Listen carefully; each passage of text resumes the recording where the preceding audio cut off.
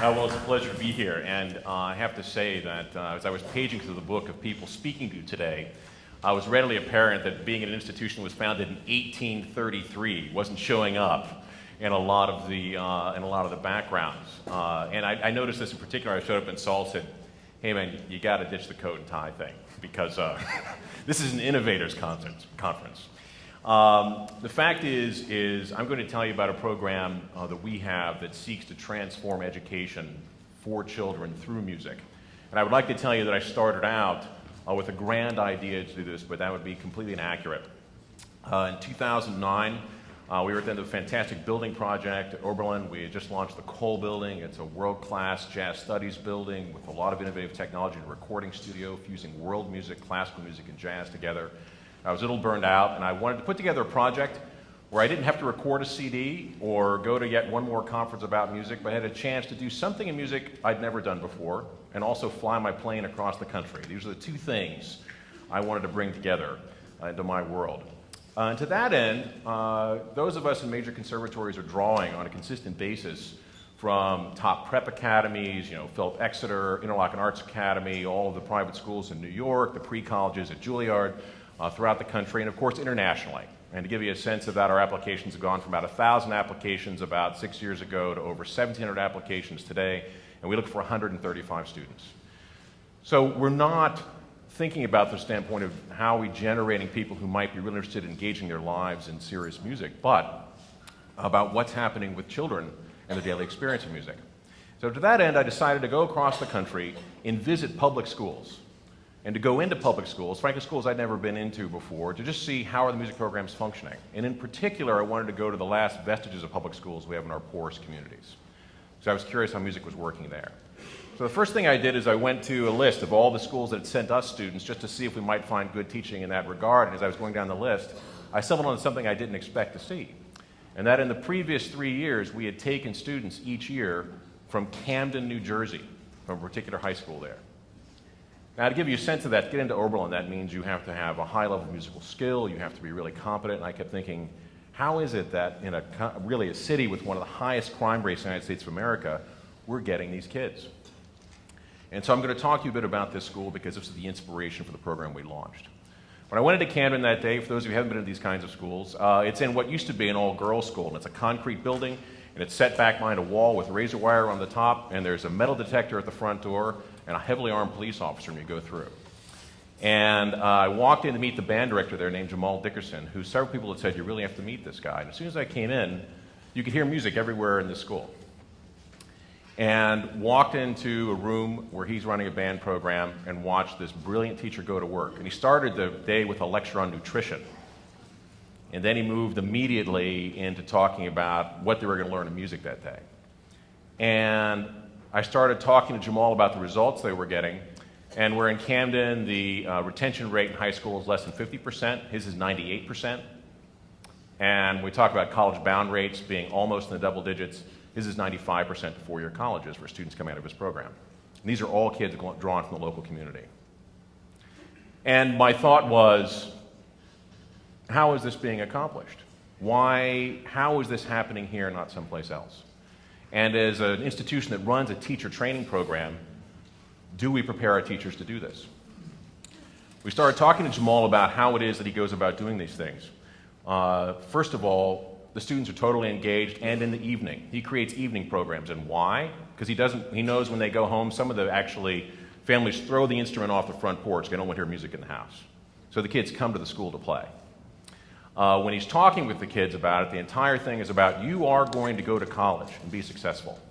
And on the wall of this room are the list of all the colleges the students have attended that have come through there. When he's working with students, it's constantly about how today you are playing at this level, but tomorrow you can play at a higher level. What happens is it's the only place in the school where these kids get to yield a creative output, where the product of their work actually becomes a sense of their own potential. And then it becomes a community because you're so vulnerable when you play music. Everyone can hear what you're doing. Your friends hear you. You have to really let go. And suddenly there's a sense, there's a community, there is a fabric, and there is a teacher then saying, and the goal for all of you is to make each other successful and to go off to school when you leave here.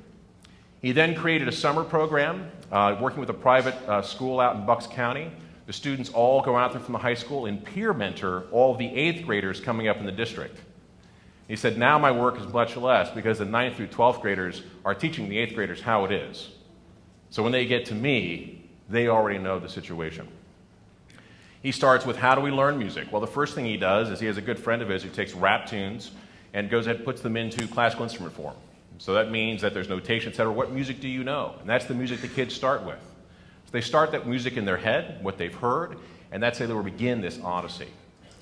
So this was an example of how music was absolutely transforming these children's lives. And yet I can tell you there's not a single thing in teacher education anywhere in the United States of America that prepares a teacher to do what he's doing. It's simply not on the agenda. It's not dealt with. And certainly when we talk about this being a point in our history where the economy will be based around innovation, we have yet to ask ourselves, how is it when children, when it's not really 18 through 22 and we have them, our wonderful notion of stem cells, the stem cells really are at age between about 6 and 18, and even before that actually. How do we get creative ideas there? How do we find opportunities for creative expression? If we take creativity out of education, what is going to be left, and then how do we build the next wave of citizens that will be able to creatively engage the opportunities in front of them?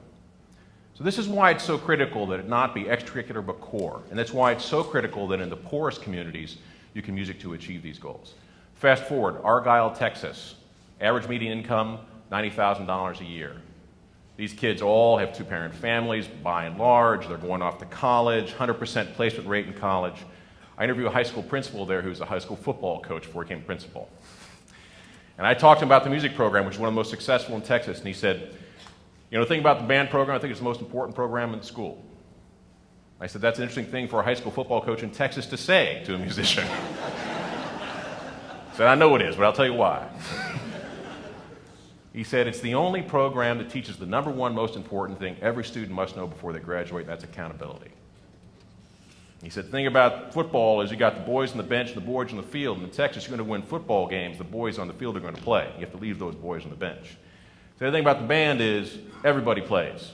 They have to perform. They have to know what that is to rely on each other. It's the only place they have to be accountable to one another. And that's why it's the most important program we have here.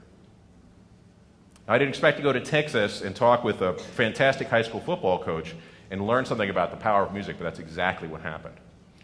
So when I came back, we fused together these concepts. What if we reinvented the notion of training teachers? What if we said the agenda is to go into a school, to build the social fabric, to set the goal of all students becoming academically successful, to do what Jamal has done, for example, and countless other teachers, and build conduits to the chemistry teacher, the math teacher, the English teacher, and say, is so-and-so having a problem? You let me know, because I'm going to talk to them about it.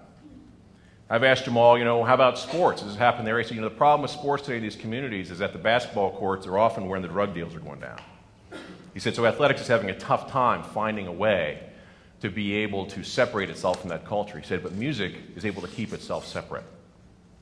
And so now we've launched a program at Oberlin called Music in America. It is not proprietary. We seek partners in this. We've completely rewritten the curriculum on how we prepare teachers. To become a music teacher, it's about having the skills that Jamal knows that have never been taught come into your experiences in teacher training so that when you go into these schools, you are prepared to encounter these circumstances and reset the agenda for success. We also have built a network because when we lose most of our teachers is in the 5 years following graduation because of how difficult it is. So Jamal, Marlene Rice, many, many people, and this is in both public schools and charter schools, these top teachers who have achieved these goals come together and they actually come to Oberlin and teach about the skills and strategies they use every day on the ground to transform urban education. And the fact is now what we are seeing is a complete transformation of how even our own faculty think about teaching our students, because now it's not only about an installation of skills of working with music, but how do you reach children, regardless of circumstance, and regardless of what's happening in their home life? How do you get those kids energized into an environment where they can believe in themselves? Music teachers focus. It teaches work under pressure. Do your best job at 8 p.m. on stage. It teaches you precisely how to work in groups and teams, how to work on your own, More importantly, though, it's a creative expression, and it insists you be better every day. It teaches you how to chase excellence. These are all the qualities we get out of a single program. And so we circle back and think about the educational challenges of the U.S. You can't shake a stick and not hit an op-ed in the New York Times. It is a hot-button topic these days. But I appear to say that the way it's going to change is if we change the opportunities we give to people who wish to teach. That teachers are better equipped and have access to opportunities to know more before they get there. And they have opportunities to engage the philosophical conversations that are important, from everything to how do we solve the union issues in Chicago, to how do we deal with these challenges in classrooms throughout America. Because in the absence of having really creative students who are bright and focused and excellent, the capacity to generate the workforce to work inside of these companies that must be innovative will be diminished. And therefore, that's why this is so critical. I'm pleased to say our first conference was a huge success. We just piloted our first program to great success in Cleveland with the ICANN schools. This is a charter school that has students, 95% of them are free lunch. They are closing the achievement gap completely for students in middle school to prepare them for college prep high schools. And we're doing this through inserting these music teachers who go in with this agenda to transform precisely how it is that students are going to think about their work in a given school. But for every child in the U.S., what I would tell you need to do in your communities and working with your school boards is you have to be sure that you know that music becomes core, that the opportunity for creative work becomes core to every child's experience. We don't know where the next leaders are going to come from. And in a country this wealthy, we owe it to every child to have a chance to engage that. Our hope is that the model we set forth at Oberlin, which in fact does have the oldest music education in the United States of America, it's the 2009 National Medal of Arts winner from President Obama, that it can set a path not to have a proprietary program, but to actually have a program that is then modeled in other locales around teacher education, where the idea of engagement, building content, building passion in teachers is all front and center.